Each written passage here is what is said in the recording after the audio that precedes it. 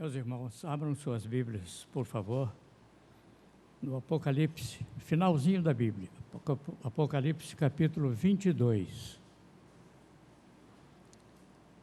Vamos ler do versículo 8 até o versículo 14. Se quiserem ficar de pé em sinal de reverência com a palavra de Deus, estão convidados a isso. O que nós vamos ler está no final do livro do Apocalipse. É o último livro da Bíblia. É o livro em que o apóstolo João narra as visões que ele teve lá na ilha de Patmos, perto da Grécia, por estar preso em virtude de ser servo de Deus. Lá Jesus se manifestou a ele e ele teve várias visões das coisas que são e das coisas que hão de acontecer. Então, pelas visões, ele vai narrando como a história vai avançar no decorrer dos séculos, dos milênios, até chegar à consumação da história, com a volta de Cristo, o estabelecimento da cidade celestial, a Jerusalém celestial, a separação dos seres humanos para o lado da salvação e outros para o lado da condenação, e finalmente a habitação dos servos de Deus com ele na cidade celestial. Então, narrando o encerramento dessas visões, ele diz o seguinte: eu, João, sou quem ouviu e viu estas coisas, e quando as ouvi e vi, prostrei-me ante os pés do anjo que me mostrou essas coisas, para adorá-lo. Então ele me disse: vê, não faças isso, eu sou servo como tu, dos teus irmãos, os profetas, e dos que guardam as palavras deste livro. Adora a Deus. Disse-me ainda: não feches as palavras da profecia deste livro, porque o tempo está próximo. Continue o injusto fazendo injustiça. Vejam que o mundo está assim. Quem é injusto, pratica a injustiça cada vez mais. Continue o imundo, ainda sendo imundo. Os imundos de coração estão procurando sujar-se cada vez mais. Não preciso comentar, é só vocês verem os noticiários da televisão. O justo, aquele que procura viver vida reta segundo os ensinos de Deus, o justo continue na prática da justiça. E o santo, o que se separa das coisas do mundo para pertencer e servir a Deus, continue a santificar-se. Eis que venho, é Jesus falando agora, eis que venho sem demora, e comigo está o galardão que tenho para retribuir a cada um segundo as suas obras. Eu sou, agora ele vai citar as duas letras do alfabeto grego, a primeira e a última. Eu sou o alfa e o ômega, o primeiro e o último, o princípio e o fim. Bem-aventurados, ou seja, felizes, aqueles que lavam as suas vestes no sangue do Cordeiro, para que lhes assista o direito à árvore da vida e entrem na cidade pelas portas. Fora ficam os cães, os feiticeiros, os impuros, os assassinos, os idólatras e todo aquele que ama e pratica a mentira, a falsidade. Esse é o texto. Podem sentar-se, que Deus abençoe essa palavra. Eu me fixo no versículo 14. Bem-aventurado aqueles que lavam as suas vestes no sangue do Cordeiro. Lavar as vestes é uma linguagem simbólica. significa lavar a própria alma, lavar o seu ser, quer dizer que está purificado. A multidão dos salvos no céu, daqui a pouco vamos ler um trecho que fala sobre isso. A multidão dos salvos no céu, João viu, vestidos de túnicas brancas, compridas, alvas, resplandecentes, significando a pureza daquelas pessoas que estão diante do trono de Deus e o adoram. Então, Jesus diz aqui, bem-aventurados, felizes, aqueles que lavam as suas vestes, que se purificam no sangue do Cordeiro, para que lhes seja dado o direito à árvore da vida e possam entrar na cidade, a Jerusalém celestial, livremente pelas portas.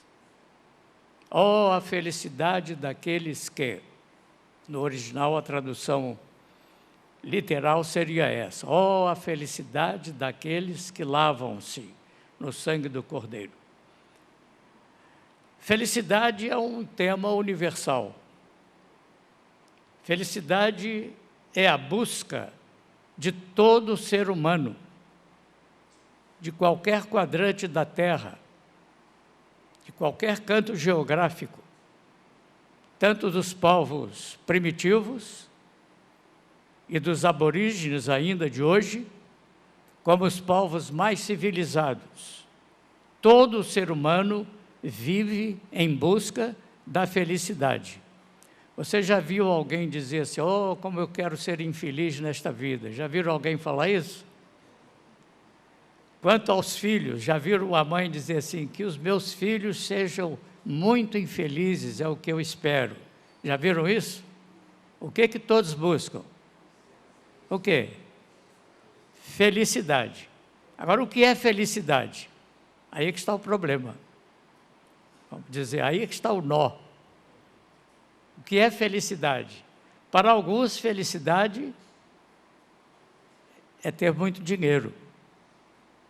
Para outros, a felicidade é, além do dinheiro, ter posição superior na sociedade, superior, posição de mando, posição de destaque, ter muita gente sob sua obediência.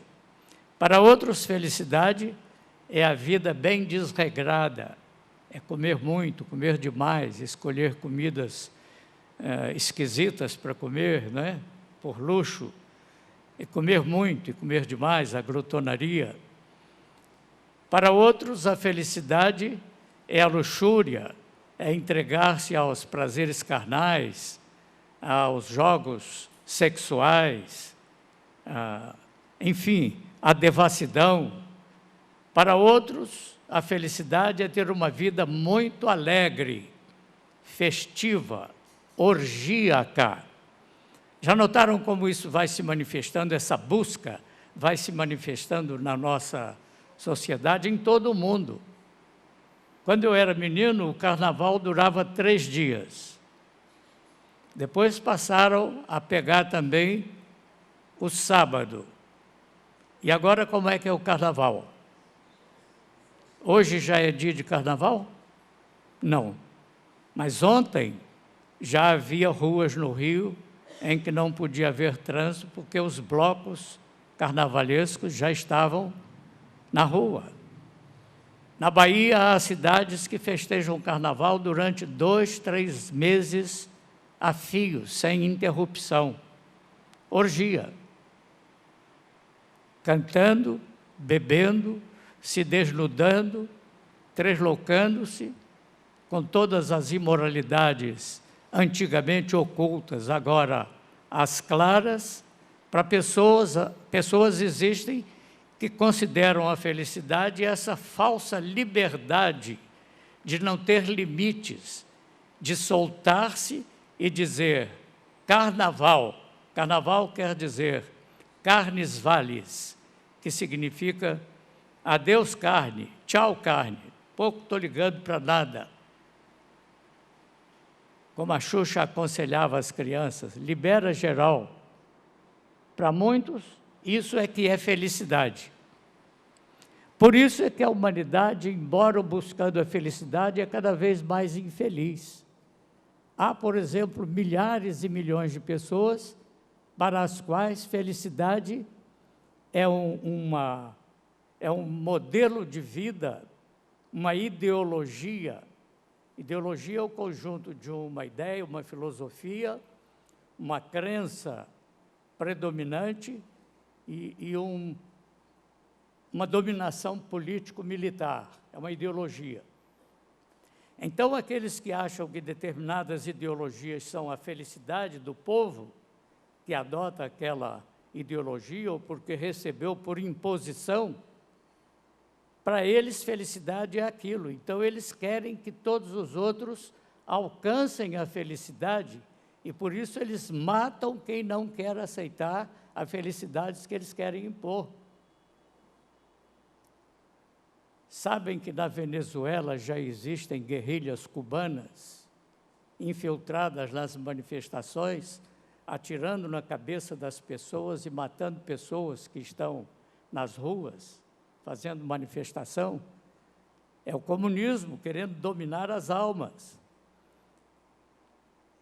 Na Alemanha nazista, como o Hitler dominou toda a Europa, estava sonhando dominar o mundo inteiro, substituir a Bíblia pelo livro dele. Era a Bíblia do nazismo. Quantas pessoas ele trucidou, quantas pessoas matou para impor o que ele achava que era a felicidade para a raça ariana. Felicidade é o nazismo. Então, quem não aceita o nazismo, morre. Felicidade é o comunismo. Quem não aceita o comunismo, morre. Felicidade é a bandalheira homossexual, é o homossexualismo deslavado, desavergonhado. Quem não aceita é homófobo, justiça neles, processo em cima deles, porque não reconhecem que devem adotar esse tipo de felicidade. O que é a verdadeira felicidade? O que Jesus está dizendo aqui? Felizes aqueles que não prestam conta a ninguém, não tem lei para obedecer, não tem norma moral para se comportar pelas normas morais. Feliz aquele que não precisa ter limites, feliz aquele que se embriaga quando quer, feliz aquele que fala palavrão a hora que bem entende, seja em que ambiente for, feliz aquele que é fornicário, feliz aquele que é adúltero, feliz aquele que é prostituído, feliz aquele que diz como o cantor, deixa a vida me levar, ou leva eu. Além de impuro, é ignorante na linguagem, leva eu. Então, Jesus está dizendo que nessas coisas não pode haver felicidade, porque o homem não foi criado com essas finalidades.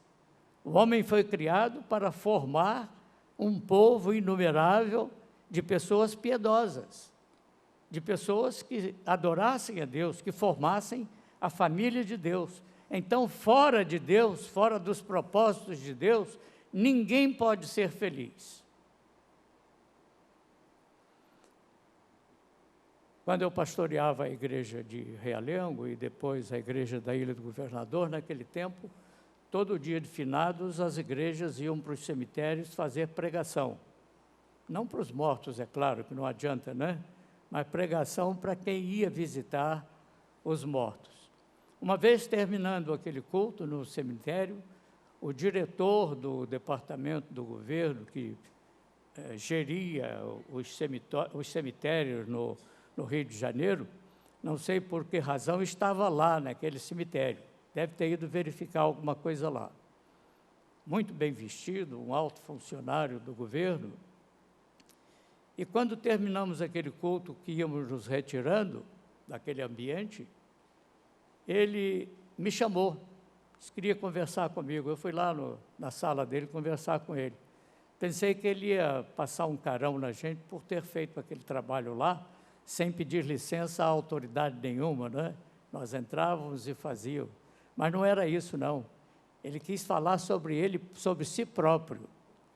Ele dizia: pastor, eu sou um homem muito bem empregado, ganho um alto salário, tenho o melhor carro que se possa ter, tenho uma família linda, sou bem casado, tenho 2 filhos com tal e tal idade, e como todo pai coruja, lindos filhos, né? Ele falou, mas não sou feliz, pastor.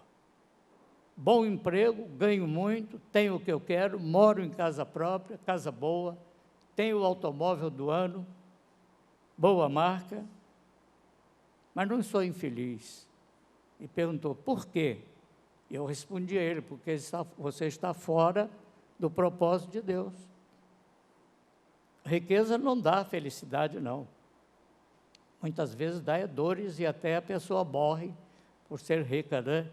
Já notou que quem ganha a Mega Sena procura se esconder, não quer nem que saiba quem é que ganhou, porque os assassinos já vão atrás para tomar o dinheiro dele, né? Pessoas que andam ostentando relógio de ouro e cordões de ouro, o que de vez em quando acontece? Bandidos vão em cima, né? Já houve caso de bandido cortar dedo de pessoa que tinha 2 anéis de ouro com brilhante. Já houve caso assim. Então, a riqueza não traz felicidade. A baderna, a imoralidade, a orgia, a humanidade está ficando cada vez mais orgíaca e violenta. São homens sem Deus. Não se pode impor o que a gente acha que é felicidade aos outros. Também não se pode proibir que os outros não queiram aquele modelo de vida que o outro acha que é o correto. Tem que haver um equilíbrio. Mas, para ser feliz, a pessoa tem que estar dentro da vontade de Deus, dentro dos propósitos, por que você existe. O que está fazendo aqui nesse mundo? Por que nasceu? Por que está vivendo? Há um propósito de Deus, e toda pessoa que vive fora desse propósito, de modo nenhum pode alcançar a felicidade. Aquele alto funcionário que quis conversar comigo, não era rico, mas era abastado, tinha tudo para ser feliz, mas não era. E quem vive também na bebedeira, na glutonaria, na farra, na orgia, na imoralidade, na falsa religião, esses também podem ter tudo e não têm nada, são infelizes. Li uma vez, algures, quer dizer, em algum lugar, que a Rainha Vitória, rainha, alguém pode dizer, que felicidade ser rainha de um país, não é?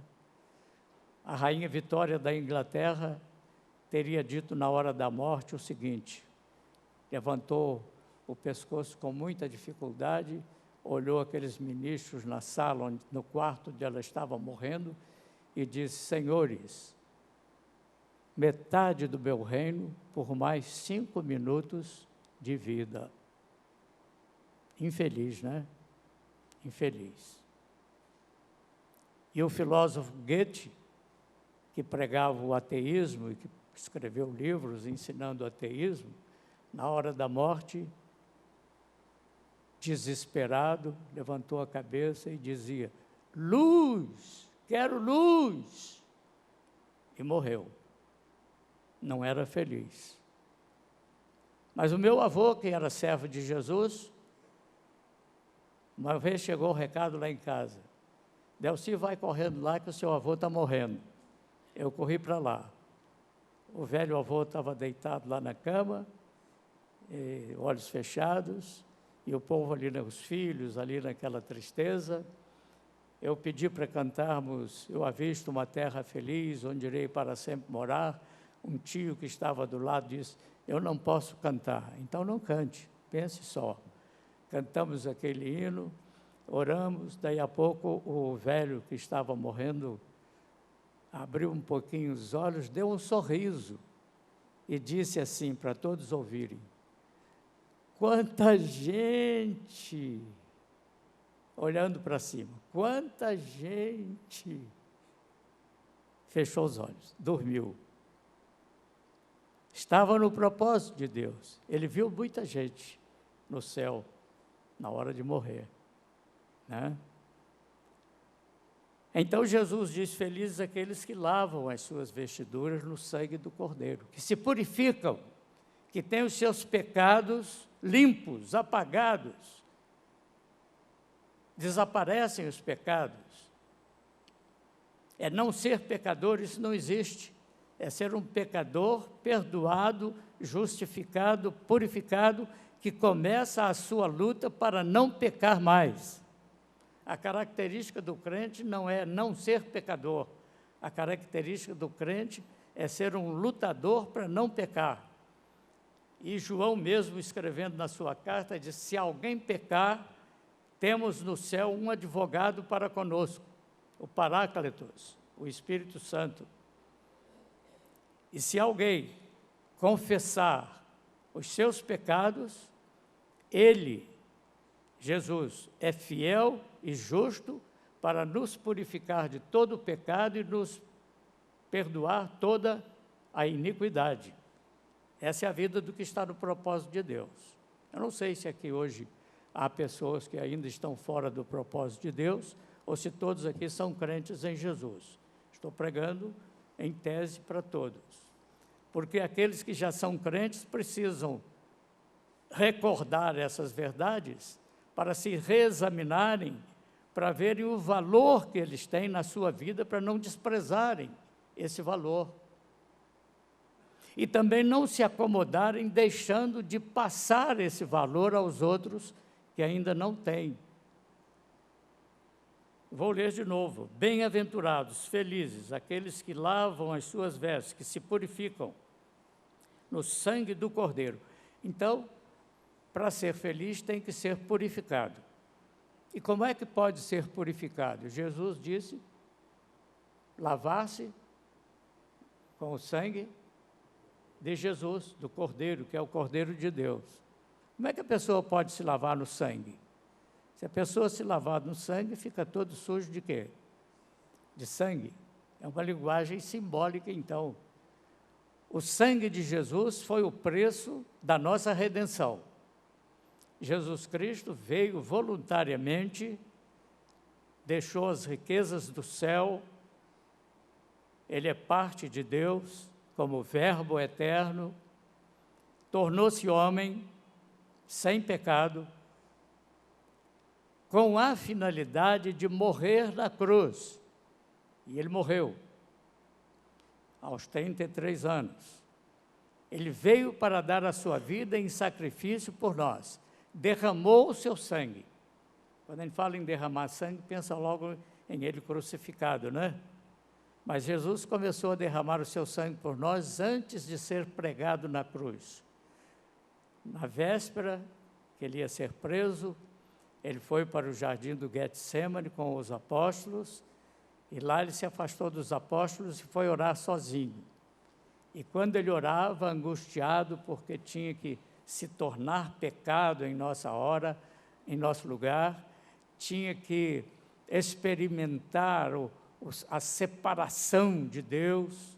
Por isso que ele gritou na cruz: Deus meu, por que me desamparaste? Naquela hora, ele foi separado de Deus por causa do pecado, não do que estava nele, mas naquela hora ele puxou para si toda a malignidade do universo e ele se tornou ali, naquela hora, uma serpente, ou a essência do pecado. Foi uma coisa assim de um fiat, de um espacinho de segundo, mas aconteceu isto. Então ele começou a derramar o sangue lá no Getsemane. Orando, ele começou a suar gotas de sangue. Depois ele começou a derramar sangue quando, zombando dele, colocaram uma coroa de espinho na cabeça, derramou sangue sobre o seu rosto.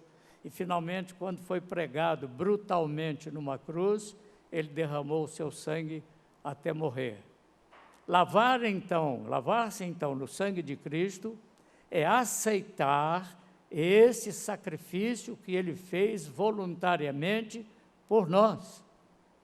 Aceitar o amor de Deus manifestado nesse sacrifício substitutivo, para nos substituir, para nos livrar das nossas dores, para nos livrar do nosso pecado, para nos livrar da condenação, para nos dar, enfim, a verdadeira felicidade. Na carta aos Romanos, capítulo 5, verso 8, o apóstolo Paulo diz: Deus prova o seu amor para conosco. Quem sabe o resto do versículo? De que maneira? Em que deu o seu Filho unigênito por nós, sendo nós ainda pecadores. Deus prova o seu amor nesse derramamento de sangue do Filho unigênito. Então, lavar-se do sangue de Cristo é você, pelo raciocínio, pelo seu pensamento, pela sua capacidade de deliberação, pelo seu livre-arbítrio, pelo poder que cada pessoa tem, você tem, todos têm, todo ser humano tem, aquela faculdade de direcionar sua vida como quer. É a vontade da pessoa. Então, você, com a sua vontade, você raciocina, ouve a mensagem, lê na Bíblia e diz: é verdade, eu estou sujo, eu faço isso, faço aquilo, sou sujo, sou podre, sou imundo, diante de Deus eu estou perdido. Mas eu não quero continuar assim, eu quero ser limpo, eu quero ser uma nova criatura. Eu aceito, voluntariamente eu aceito o sacrifício de Cristo em meu lugar e me apresento a Ele pedindo perdão do meu pecado e pedindo a Ele que me transforme em nova criatura, um filho de Deus e pronto para servi-lo. Isso é que é lavar as vestes no sangue do Cordeiro. Talvez vocês encontrem alguma Bíblia que diga apenas: bem-aventurados aqueles que lavam suas roupas para lhes assista, sem a expressão no sangue do Cordeiro. E, no geral das Bíblias, essa expressão no sangue do Cordeiro vem entre uma chave. Isso é para significar que nos primitivos manuscritos que foram estudados, essa frase não consta. Essa frase só começou a aparecer nos manuscritos mais para o fim do terceiro, quarto século, e a primeira versão da Bíblia, baseada naqueles manuscritos mais novos, mais recentes. Mas isso não tem importância nenhuma, não. A palavra de Deus não erra. Isso aqui não é um acréscimo, e a Bíblia, o editor que publica sem isso, ele também não está fazendo uma retirada, porque no capítulo 7 do mesmo livro de Apocalipse, o que nós vamos ler? No capítulo 7 do livro do Apocalipse, nós vamos encontrar João descrevendo uma visão que ele teve de uma multidão vestida de branco diante do trono de Deus.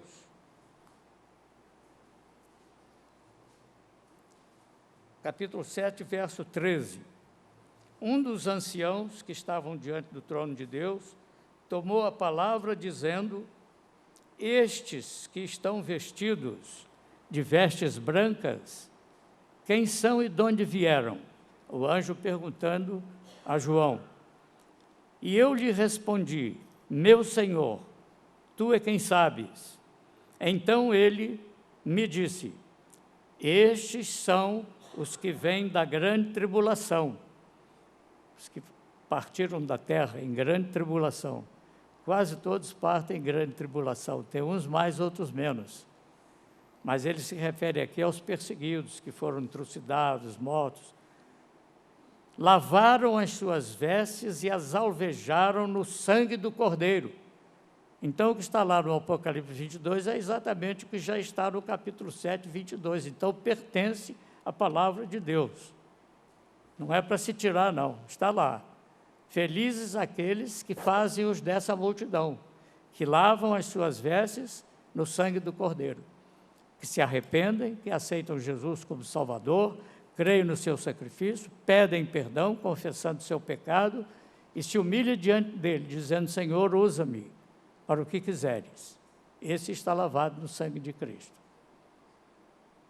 Agora, irmãos, nós que já fizemos isto, temos certeza absoluta de que já estamos perdoados e lavados. E que já temos direito dado por Cristo de entrar na cidade celestial. Mas quando a gente morre, então, para onde vai? Se essa cidade só vai aparecer no fim do mundo, quando Jesus voltar? Fica hospedado. Não no hotel, porque o céu não tem hotel. Fica hospedado na mansão de Deus.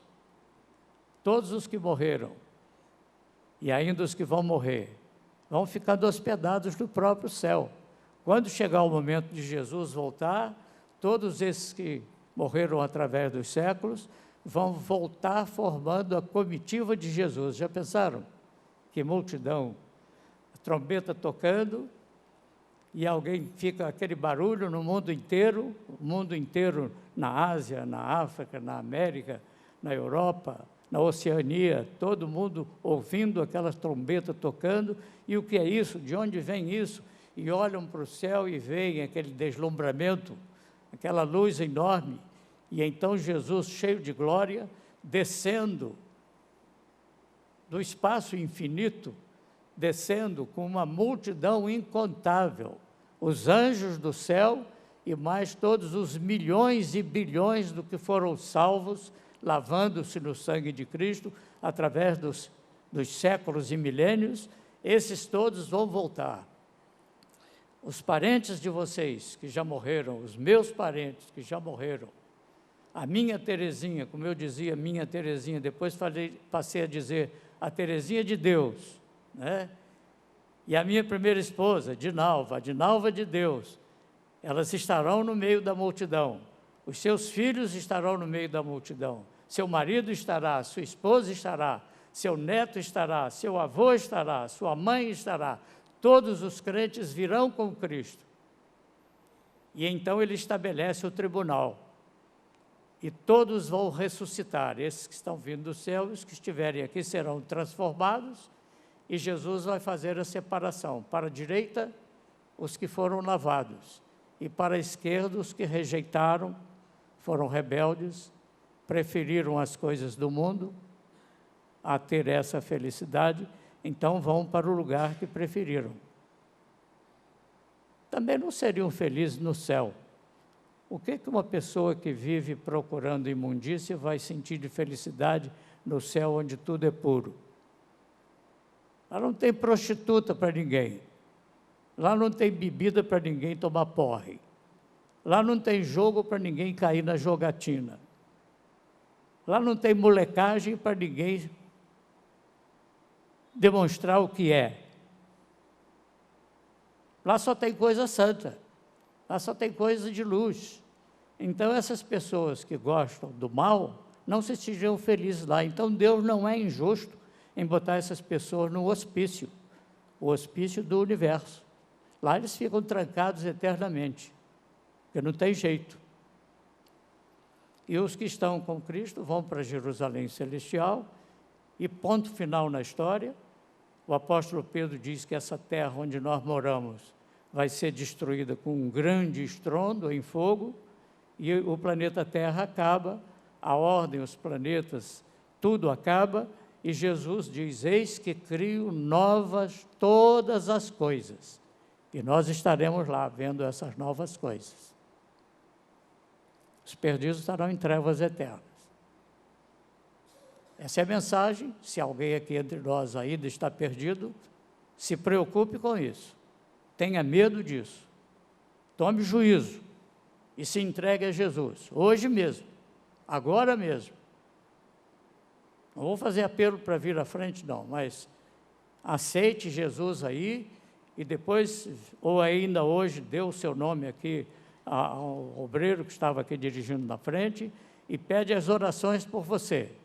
Não é para você assumir compromisso com a igreja, não, é só para nós orarmos para você. Faça isso. Mas agora eu me dirijo aos irmãos, a nós que já temos a felicidade que está proclamada aqui. O que é que estamos fazendo com essa felicidade? É nossa. Que bom, né?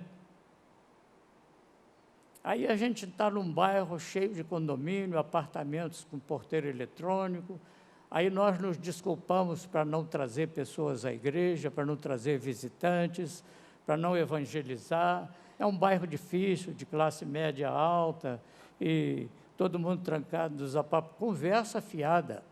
Ninguém fica trancado em apartamento.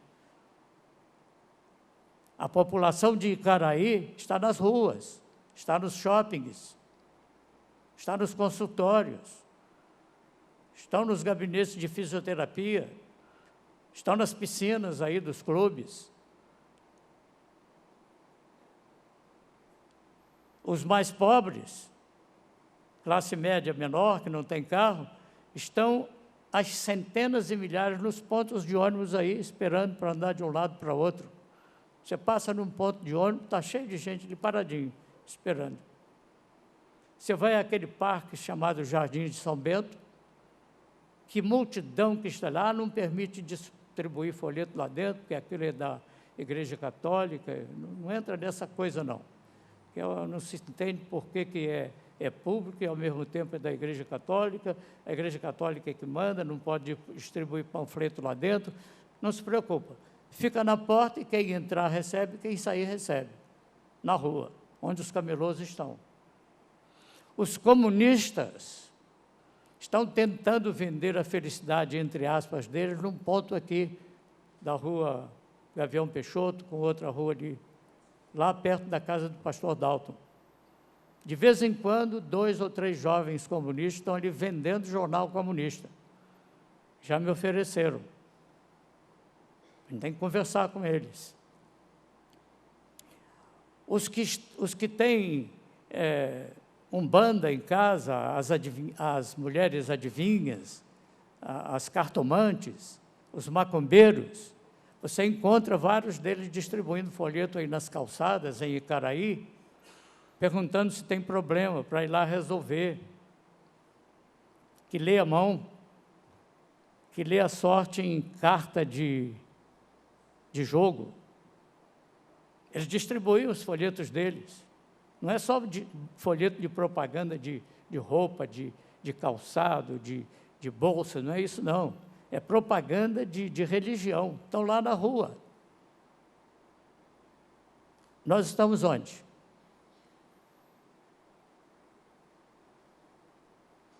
Onde fica a Igreja Batista em Icaraí? Qual é o endereço? Fala, irmão. Ou nem sabem? Rua General Pereira da Silva, 225. Nós estamos onde? Nesse endereço. Um irmão um dia estava reclamando lá na classe dos professores. Fica tranquilo se estiver aqui, que eu não vou dizer o nome, não. Ele estava lá dentro reclamando, dizendo, pregador que chega e prega e diz, meus irmãos, eu já levanto o cartão vermelho para ele. Eu fiquei ouvindo o irmão. Depois que ele fez o discurso dele, eu falei, mas você, para se levantar e dar o cartão vermelho para o pregador, que começou dizendo meus irmãos e não meus amigos, para fazer uma pregação evangelística e fazer apelo, você tem que ter 1 ou 2 visitantes do seu lado que você trouxe para ouvir a mensagem. Se você veio sozinho, você não pode dar cartão vermelho a ninguém. Nós temos que dar cartão vermelho para nós próprios. Não quero envergonhar ninguém, não, porque isso é uma coisa que eu também estou em falta. Quantos hoje trouxeram algum visitante não crente aqui para ouvir a pregação? Levanta a mão. Agora os irmãos olhem para trás para ver quantos. Podem olhar os que estão mais aqui na frente. Quantos trouxeram hoje um visitante não crente para ouvir a pregação? Estou repetindo, talvez não tenha entendido a primeira vez. Levanta a mão. Ninguém. Então, o irmão vai me dar um cartão vermelho porque eu não vou fazer apelo? Fica ridículo fazer um apelo para um rebanho de ovelhas de Jesus. O apelo que eu vou fazer é que nós tomemos jeito na cara. para não falar vergonha, né? Fica feio. Poxa, pastor, você está pregando agora estúpido, falando coisa feia. Tome jeito. Essa felicidade nós temos. Depois que Jesus ressuscitou e que ele se reuniu pela última vez com os seus discípulos, o que ele disse? Não se afastem de Jerusalém. Aguardem, porque eu mandarei, dentro de poucos dias, o outro Consolador. E vocês vão ser revestidos da virtude do Espírito Santo, para que sejais minhas testemunhas. O que é uma testemunha? É aquele que fala a respeito de quê? Do que sabe. Você sabe alguma coisa para contar? Sei. Então você é uma testemunha. O que você sabe para contar a respeito de Jesus? Se você fala, você é uma testemunha. Então Jesus quer que toda pessoa, e ele disse aqui, ali, acolá e até confins da terra. Puxa vida, qual é o confim da terra? Aqueles países árabes lá que matam os crentes, todos aqueles recantos lá têm que ouvir o Evangelho. Mas nós estamos no meio da multidão aqui, tropeçando, esbarram no outro, e desculpe, que esbarrou, perdão, com licença.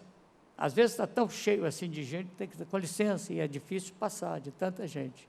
Chega num consultório, enquanto espera um laboratório para fazer exame de qualquer coisa, tem dezenas de pessoas ali sentados, quietos, sem fazer nada, esperando.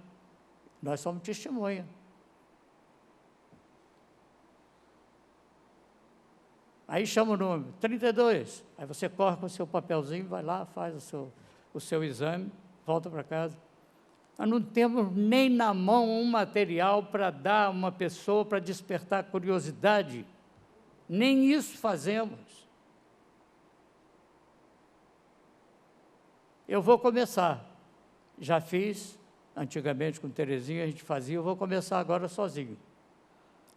Estou apertando a Deus Sinal para comprar para mim. Estou dizendo a Deus Sinal porque ela agora é minha procuradora. Finança é com ela, tudo é com ela. Ela já pegou o preço na Sociedade Bíblica, já sei o preço. Eu vou começar comprando 100 Novos Testamentos. E uma quantidade enorme de evangelhos, só o Evangelho de João. Eu vou começar pela clínica onde estou fazendo diálise. Já dei uma Bíblia ao diretor da clínica, já dei revista nossa a algumas enfermeiras e médicas, e agora eu vou dar um Novo Testamento a cada pessoa que trabalha lá, e a cada pessoa que está naquele horário fazendo diálise, ali comigo, 4 horas deitado, com mais 15 pessoas deitadas ali, ninguém, alguns lendo, outros dormindo, né, e outros vendo a banda passar, se é que passa alguma banda, estão lá fazendo diálise.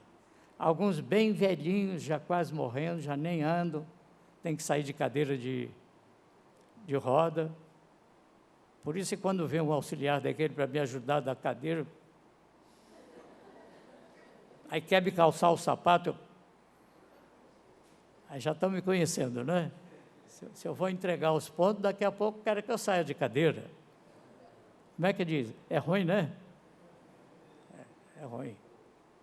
Então, irmão, voltando ao assunto, deixando de brincadeira, o que é que nós estamos fazendo com essa felicidade que nós temos? Onde está o nosso departamento de evangelismo? O que vocês fazem? O que planejaram? Qual é o plano que vocês têm? Como é que vocês poderão arregimentar a escola dominical, as classes da escola dominical, e os jovens, e os adolescentes, e as senhoras, e os homens, para trabalharem durante a semana em determinados lugares? Não precisa pregar, não. Começa a distribuir literatura, e de vez em quando faz uma pergunta a alguém, ou alguém vai lhe fazer uma pergunta, você vai ver quanta oportunidade o Espírito Santo vai dizer a você, sobe nessa carruagem, como disse a Filipe, quando o eunuco ia passando. no ônibus onde você viaja, nos pontos de ônibus, as pessoas paradas, nas portarias de prédios, no bairro, lá no São Bento. O pastor França não diz São Bento, ele diz Bento, lá no bairro do Bento. Mas o nome do lugar é esse, é bobagem do pastor, né? O que é que nós estamos fazendo, irmãos? Aí eu volto ao Velho Testamento, quando Deus diz ao profeta: eu falarei e tu falarás em meu nome. Se o ímpio morrer sem ouvir essa mensagem, eu requererei o sangue dele de quem? Das tuas mãos. Tem gente morrendo sem ouvir o Evangelho, porque eu não falei, porque você não falou, porque ninguém falou. Ninguém falou. Então, o apelo que eu faço hoje é que cada um assente no seu coração desempenhar o seu papel de testemunha. Vamos encher este pequeno salão nosso, até a igreja perceber que não pode ficar com um salão desse tamanho, que tem que construir um templo que vai daqui até cobrir aquela casa, com um salão enorme aqui, para centenas e centenas e centenas de pessoas. Então, vocês verão as pessoas começarem a se converter. Eu pregava numa igreja onde havia 17 conversões, 20, 10 por noite. Num ano só batizei 200 e tantas pessoas, no outro ano batizei 125. Mas lá havia os visitantes, o povo levava aos montes para ouvir a pregação. Você apelava, um percentual daqueles que ouviram se convertiam. Mas aqui não adianta apelar, porque não vem visitante não crente. Então o irmãozinho, digo irmãozinho para pensar que é um adolescente, mas não é não, já bem maduro. Então o irmão que está aí com seu cartãozinho vermelho para botar na cara do pastor, não bote não. Primeiro começa a trazer visitantes. E todos os irmãos, nenhum aqui pode botar cartão vermelho em ninguém. A não ser que chegue no espelho, olhe para o seu rosto e diga assim, ó, para você, ó. Cartão vermelho. Vou tomar vergonha, vou obedecer a Cristo, vou ser um servo fiel, vou ser testemunha. Ah, mas nós já pagamos o salário ao pastor para ele. Não, o pastor não tem nada a ver com isso. O pastor faz a parte dele como homem, como pessoa. Eu vou começar a fazer logo dentro desses poucos dias. Já fazia antes nos táxis, no mercado, a gente distribui o Evangelho de João. Vou voltar a distribuir o Evangelho de João e Novo Testamento. O departamento de evangelismo se reúne e traça um plano. Ninguém trabalha sem plano. A espontaneidade murcha e morre dentro da acomodação. Tem que haver comando. Pastor Dalto está aí, levando vocês para fazer trabalho lá no sul de Minas. Graças a Deus, uma igreja missionária. Os irmãos se dispõem a ir, graças a Deus, porque sempre um grupo bom vai. Mas por que aqui fica assim?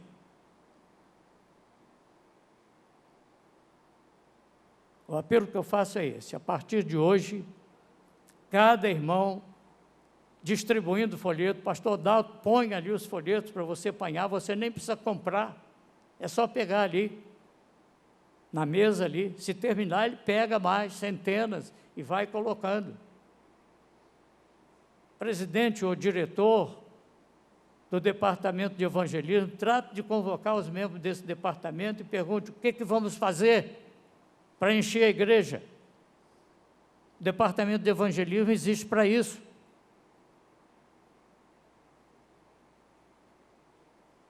A partir de hoje, eu rogo a Deus que essa pregação não seja em vão, que surjam frutos, e muitos. Nós temos, irmãos, que lembrar o amor que Deus nos tem. Foi pelo amor dele que ele enviou Jesus. E quando nós consideramos esse amor e que nós temos a felicidade, nós vamos querer nos entregar a ele. Quero sim me entregar. Quero me consagrar. Para quê?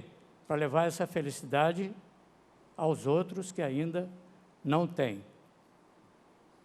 Irmão Luiz.